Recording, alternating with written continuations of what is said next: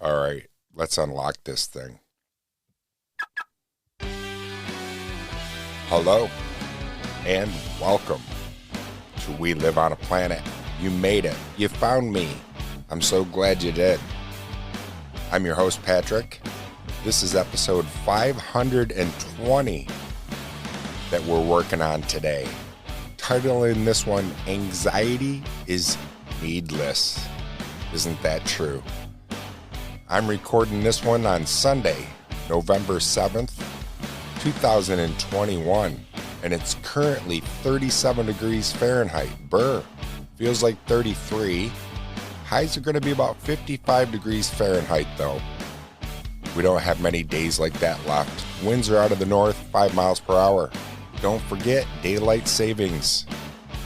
If you do daylight savings, depending on what region of the world you're in, you turn your clocks back 1 hour. We'll talk a little bit about that and much more right here at We Live on a Planet.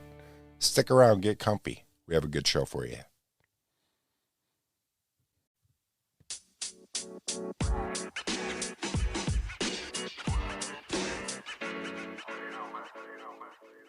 Just like that, we're back.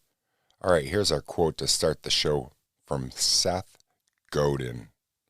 Anxiety is practicing failure in advance. Anxiety is needless and imaginary. It's fear about fear. Fear that means nothing. Seth Godin. Anxiety is practicing failure in advance. Anxiety is needless and imaginary. It's fear about fear. Fear that means nothing. How true. I really can relate to that quote by Seth. I don't mean to practice failure in advance. I'm not trying to consciously do that, but I do have a lot of anxieties that I'm working on. I hide them very well. I think all the years of dealing with it, I just cope. I'm allowed to function in certain situations, even though deep down I'm dying because of my anxiety, because of just years of masking and chameleoning into certain situations. Speaking of new situations, if you follow the show, you know I got a new healthcare provider, and I'm very optimistic, and I feel very happy about my meeting with her. She was very caring, very informative, and I'm hoping that we can find a nice balance together, and yeah, that would be really nice. I was looking forward to seeing her anyways. I was optimistic, being the nurse practitioner. If you follow the show, I told you some of my best and most thorough care has been by a nurse practitioner. I have a soft heart, soft place for nurses anyways. My wife is a nurse. My mom is a nurse. I worked with nurses for years when I worked at the hospital here in Oswego, and nurses are just a special breed. Quite a few a couple of my cousins are nurses. And, yeah, nurses are amazing. Amazing people. What they do and what they do to give. All right, what else are we going to talk about today? I know. Let's pull it up. Today is game day. Go Bills. Go Bills. Game day today against Jacksonville Jaguars. The Bills are 5-2. The Jacksonville Jaguars are 1-6. So they're not looking too good this season. 1 p.m. game. And then it's Bills versus the Jets next. The Jets right now are currently 2-6. Yeah, Jacksonville Jaguars started November 30th. 1993. Yeah, go Bills. Hey. Are you up yet? Are you dancing? Are you awake? I'm so happy you're here. Make me want to shout.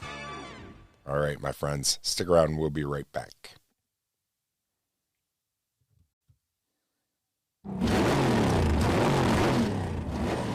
Yeah, welcome back. Sounds like I'm still at Sharky's. That was a lot of fun. If you follow the show, I was telling you how the Sharkies were having, Sharky Racing was having a party for their crew and their sponsors, and they graciously invited me to their homestead. And it was great people, great food, great time. Jeff is the race car driver. Jeff made some fried chicken that was killer. It was really good. He used a deep fryer. He had it outside his garage, like a turkey deep fryer, and it came out so good. I told him, and this was a really good compliment because I have my great grandmother, who's sadly gone now, but we called her Grandma the Good Cook. I had a couple great grandmothers, and when we would go visit them when I was a little kid, my mom would be like, well, we're going to see great grandma. And we were like, which one? Great grandma the Good Cook? And the other grandma was a good cook too. But my one grandma, great grandma, she baked so many Christmas cookies that were phenomenal. But she also made really good homemade fried chicken in a cast iron skillet. And I can remember as a kid eating it right fresh out of the cast iron, nice and warm and piping hot, the way it was last night at the Sharkies.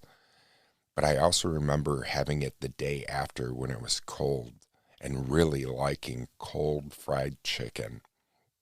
And I still will enjoy cold fried chicken once in a great while. We don't have fried chicken that much here. We are having a Popeyes is coming here to Oswego, the little city of Oswego. We don't have many fast food restaurants here to choose from, and so that will be something new. And then there's another place that's regional called Tully's, and it's like a sports bar, and it's in an old Friendly's building. Friendly's was a restaurant, ice cream place, and closed down. And so the Tully's that's going in there is not going to be as large as a normal Tully's, but they're going to have their chicken tenders and stuff like that. Back to the Sharky party. Geez, I got carried away. I forgot to talk, or got sidetracked.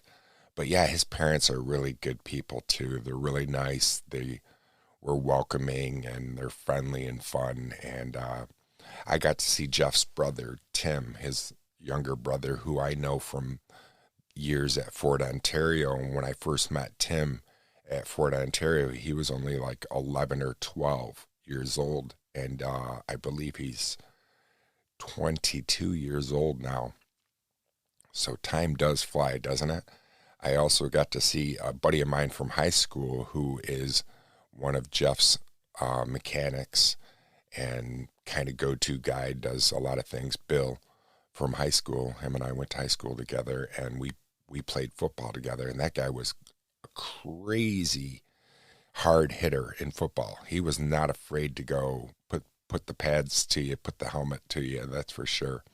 One of those rugged, tough guys, and it was good seeing him and meeting his wife, and she made really good, I didn't know it was her mac and cheese, but I grabbed some mac and cheese, and I was like, took a bite of it, and I said, well, somebody knows how to make mac and cheese.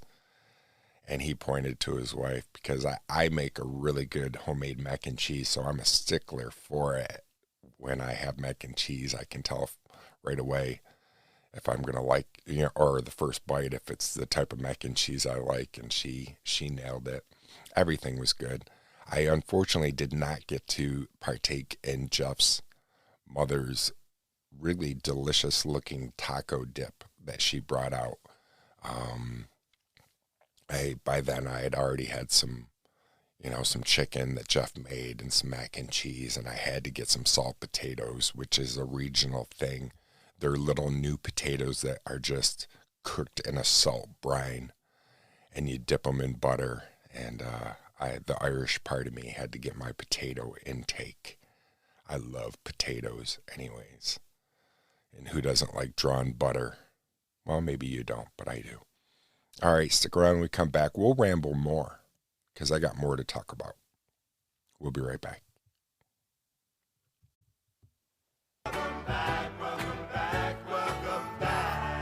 All right, like I said, it is daylight savings.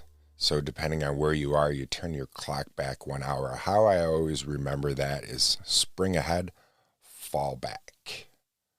So in the spring, you turn your clocks ahead. In the fall, you turn your clocks back. Interesting story. Who do you think it is that created daylight savings time? If you said Benjamin Franklin, you're in the same party as me, because I thought Benjamin Franklin was the one who started daylight savings. And oddly enough, at the party last night, we talked about daylight savings, and Jeff and I both said, it was Benjamin Franklin. And believe it or not, it got my brain going. So I had to root around, go down the rabbit hole. Daylight savings time was first enacted by the federal government during World War I as a way to conserve coal. Daylight savings time persisted in various forms on local and state levels until the federal government passed the Uniform Time Act in 1966. All right, so that brought me down another rabbit hole. Daylight savings time is used to save energy and make better use of daylight. It was first used in 1908, right in Thunder Bay, Canada. My friends up in the north. First used in 1908. Well, Germany and Austria were the first countries to use daylight saving time in 1916. It is a little known fact that a few hundred Canadians beat the German Empire by 8 years. On July 1st, 1908, the residents of Port Arthur, Ontario, which is today's Thunder Bay, turned their clocks forward by 1 hour to start the world's first daylight savings time period.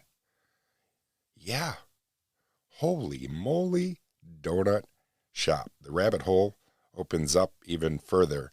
Germany popularized daylight savings time. So even though it was Canada first, or Germany, Canada, excuse me, first in Canada, then 1916 in Germany, but it didn't really catch on for a little while. But who invented it? If you think daylight savings time is a good idea, you can thank New Zealand scientist George Vernon Hudson and British builder William Willett. In 1895, Hudson presented a paper to the Wellington Philosophical Society. I didn't say that right. I know I didn't. Proposing a 2-hour shift forward in October and a 2-hour shift back in March. That was an interesting idea, but it never was followed through. All right, so Benjamin Franklin, the father of daylight savings time. Many sources also credit Benjamin Franklin to being the first to suggest seasonal time change. So if you were wondering, you weren't having a Mandela effect, because the idea was voiced by him in 1784, but it was more as meant as a joke by him. Really, that you can find out way more by just typing in the history of daylight savings time. So yeah, it's an ancient idea though. Although modern daylight saving time has only been used for about 100 years, ancient civilizations are known to have engaged in comparable practices thousands of years ago. For example, the Roman water clocks used different scales for different months of the year to adjust the daily schedule to the solar time.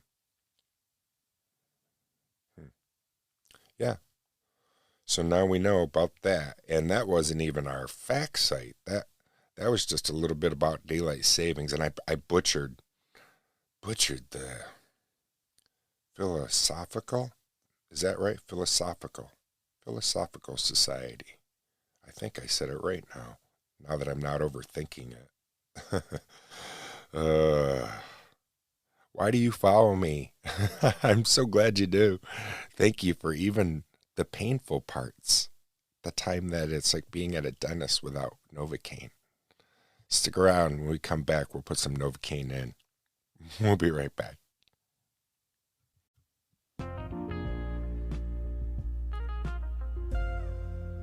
You came back. Good. No Novocaine needed? All right. It's hard for me. Once you put all those letters together and those words and everything, holy. Oh, I forgot to tell you also, Aqua Spa, my favorite place. It's our 1 year anniversary this month of being members of Aqua Spa. We've been going there every month for a year, except for last month when we went on our family trip to the Adirondacks. But Aqua Spa contacted us, my wife and I, the other day and asked us if we wanted to come in to get a complimentary cryo skin, a cryo facial, which is almost like a $300 value. And we were both like, yeah, yes, please. My wife, actually, she was way more down for it. I was like, yeah, sure, that sounds cool. I've never had a facial. I've only had one massage in my whole life, but never had a deep cleansing facial, especially a cryo facial. And you're like, what is cryo? Sounds just like what it is. Super, super cold. Yeah, but it was like an hour long, I think, and real deep cleansing. She goes in first and exfoliates your skin and uses all these different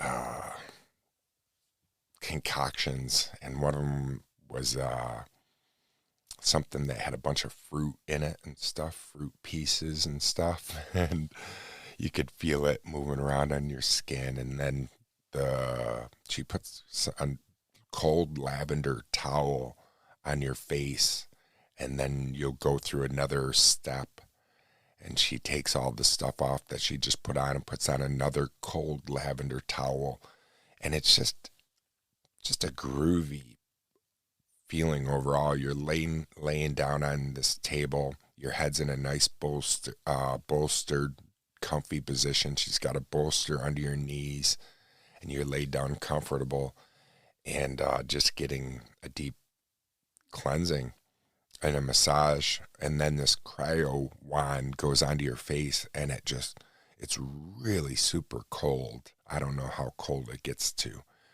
But she took before and after pictures, and you could see a considerable difference in my before and after pictures, to where she came up to me afterwards and said, not many guys come in and get this service done.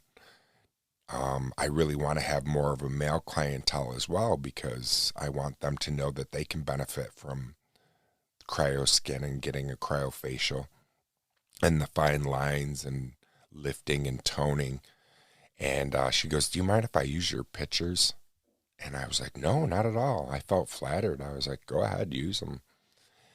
My wife and I are already had the opportunity to speak for Aqua Spa for on a PBS, public broadcasting system network here in America, and it was a TV commercial for them. Well, not a commercial, but they talked all about Aqua Spa, and we gave our little testimonial, and talked about how we loved it and Tammy and Terry are great people.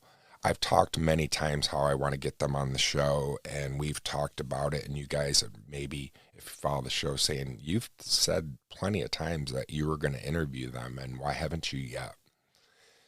It's just the timing hasn't worked out yet. It just hasn't really worked. It will. There'll be a time when it will be the right time to interview them, when I can get them both down. They're very busy. Terry has, not only does he own Aqua Spa, but he also owns Leroy Body Jewelry. And their spa is like, you're talking like a $2 million place, 64 or 6,500 square feet, just of bliss, So they're busy people. They're running a business and doing all kinds of stuff. And so if I can get 15 to half hour time talking to them, just a little bit, we'd end up talking longer, because Aqua Spa's their baby. And anytime anybody's talking about their child, you can just start ranting and raving and going on about them. Speaking of children, thank you, Abby, if you're listening, my youngest daughter, for letting me borrow your car so I could go to the Sharky racing party. You're a great kid. We'll be right back. Stick around.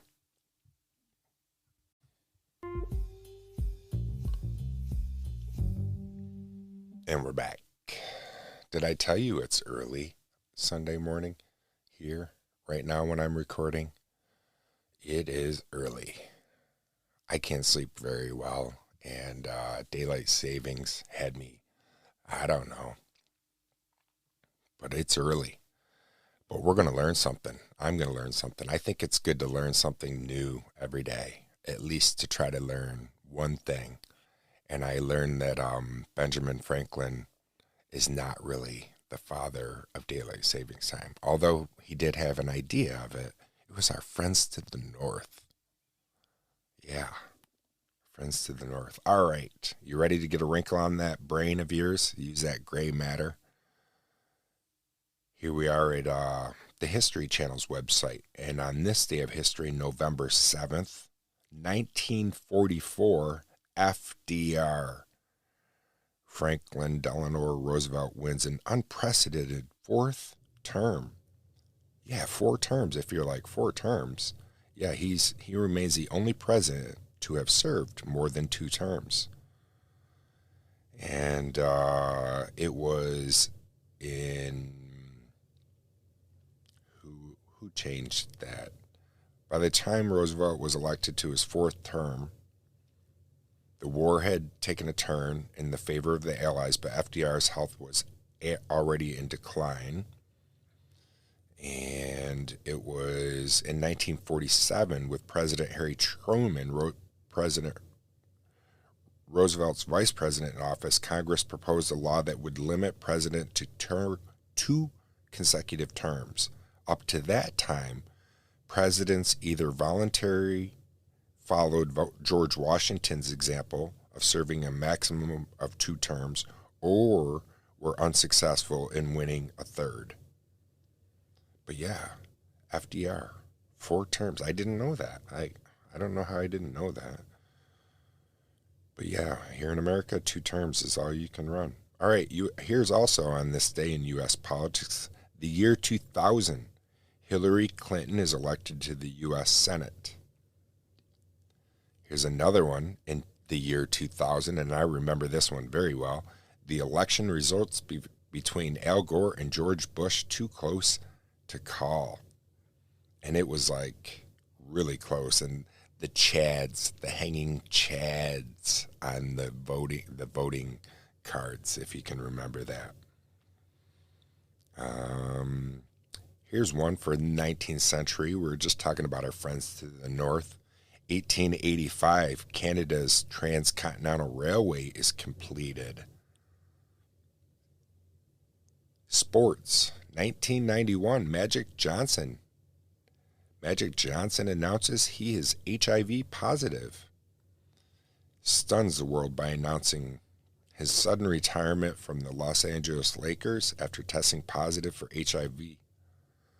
And at the time, many people viewed, that was a death sentence, We've learned so much.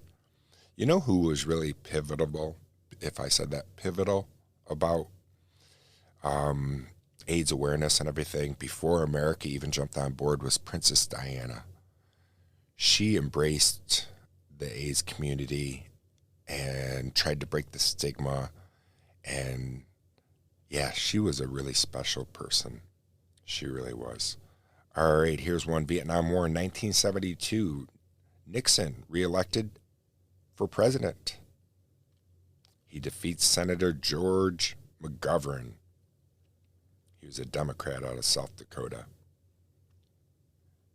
All right, what else do we have?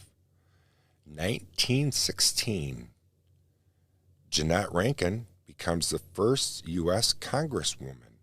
1916.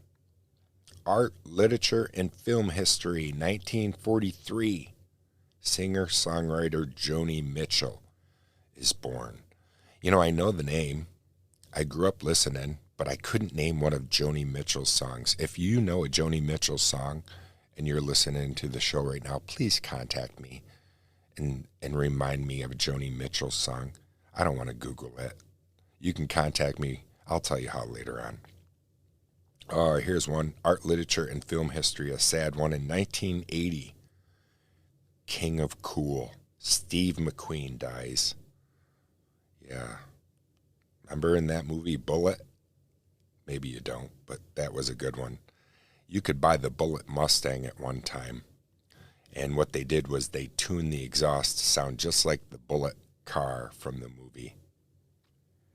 1940, natural disasters and environment. The Tacoma Narrows Bridge collapses. That's that famous bridge video that you see where the bridge is swaying and it looks like the concrete is made out of Play-Doh. Yeah, that was the Tacoma Narrow. All right. And that about sums it up for this day in history. There's a lot more you can learn at this day in history, and I encourage you to get over there and get a little wrinkle on your brain. We'll be right back.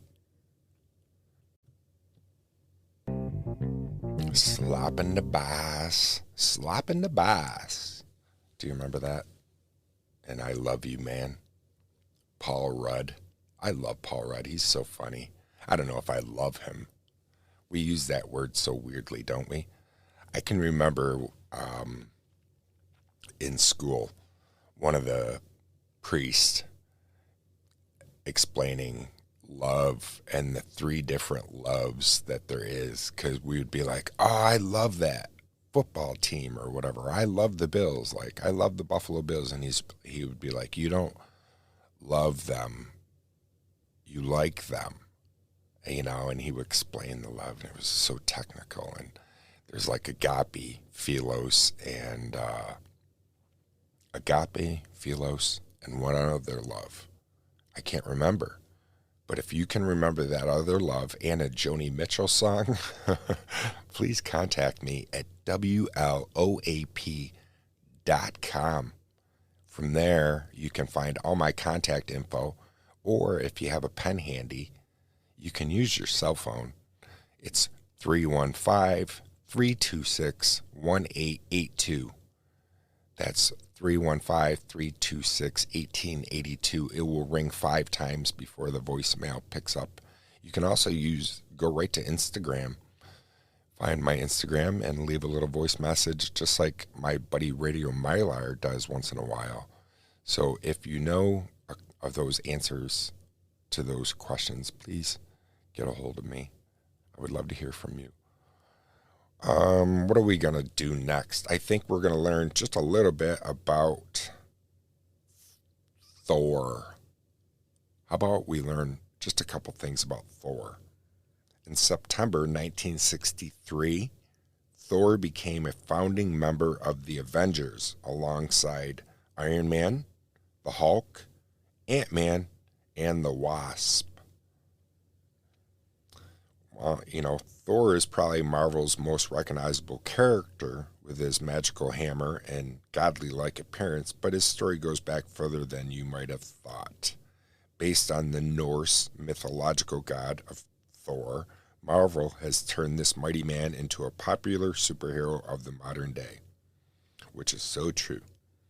Thor made his first appearance in the 1962 Marvel comic. That's when we first saw him. Although the character of Thor has been around for centuries, his first appearance came in 1962 in Marvel Comics. The Norse god is known for his incredible strength and being the god of thunder.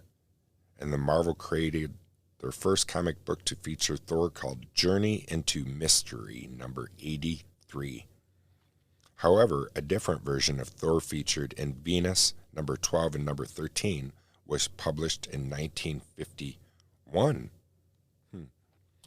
Thor was put to Earth by his father Odin as punishment. Earth can be a punishment, can it? Okay, what else? The creation of Thor's hammer is somewhat scientifically possible. Thor's famous weapon, his hammer, called Mjolnir, it was formed in an astronomical way. Quite literally, Thor's hammer was forged in the core of a dying star in the Marvel universe. In our universe, when a star is dying, its core becomes so hot it produces a dense matter called neutronium. It's estimated that a single teaspoon of this matter could weigh billions of tons, like Thor's hammer. The science behind elements in Marvel's Thor's movies is based on theories we have in this universe to make it more believable. I know that King Tut's dagger was made out of a meteor. That's cool. The love of Thor's life is Jane Foster. Everybody's got to love somebody. Like I said earlier, Thor is one of the founding members of the Avengers. In September 1963, Thor became a founding member, like I said, with Iron Man, the Hulk, Ant-Man, and the Wasp. General Nicholas Fury formed the Avengers to protect America against any superhuman threat. The group was labeled Earth's Mightiest Heroes. As well as Loki, Thor has a half-brother named Autumn, A-T-U-M. Autumn. And, yeah, I think that does it. Thor's enemy is his adopted brother, Loki, which I think we all knew. And there's a lot more you can learn right over at the fact site, because that's where I got this info. It's from the fact site. And I encourage you to head on over to the fact site and get another wrinkle on your brain, like we did twice. We'll be right back. More than twice today. We've been learning lots.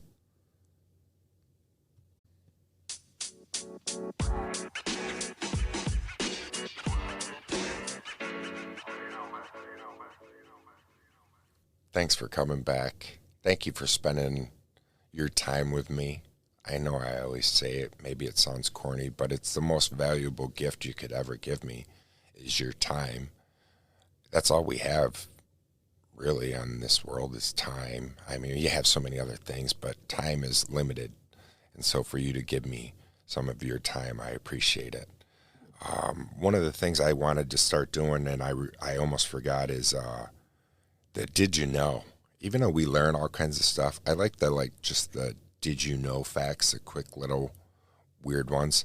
I send these to my daughters often, just out of the blue. I love them so much. I'm very lucky. But did you know medieval castle stairs were often built to ascend in narrow clockwise spirals so right-handed castle defenders could use their swords more easily? This design put those on the way up at a disadvantage unless they were left-handed, like my oldest daughter. The steps were also uneven to give defenders the advantage of anticipating each step's size while attackers tripped over them. Isn't that weird? Did you know that? I did not. And we just learned a simple fact. And that was pretty neat. All right, my friends. I had so much more I felt like I wanted to talk to you about. What did we... I got show notes in front of me. We Live on a Planet is always unedited, unscripted, one and done. The only thing I do have is show notes that are highlighted so I don't forget to talk about something. So daylight savings, check. I have that written down. My quote, we already said the quote, which is anxiety is practicing failure in advance. Anxiety is needless and imaginary. It's fear about fear. Fear that's means nothing. Seth Godin. All right. Talked about the Sharky Racing Party. That was a good time. My new healthcare provider, Aqua Spa, and how groovy they are. Buffalo Bills. Go Bills. I told you about how to contact me. Man, I think I did. Yeah. I get a sticker for today, I think. We'll put this one up on the fridge and call it done. Grab the magnet and put it up on the fridge so everybody can see it. Thank you for your time. Tell a friend about We Live on a Planet. I love that when I hear people tell me, oh, I ended up listening to your show the other day. I love it, but deep down I'm like, ooh, they heard me? Did I screw up? Did I make them laugh? Did I this? Did I that?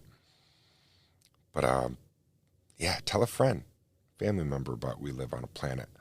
My new schedule, too. Thursdays and Sundays are new episodes, but you can always go back into the archives and listen to some old ones if you want. Nobody's telling you you can't. All right, take care. As always, do your best to stay curious and not judgmental. Take care, my friends. Peace.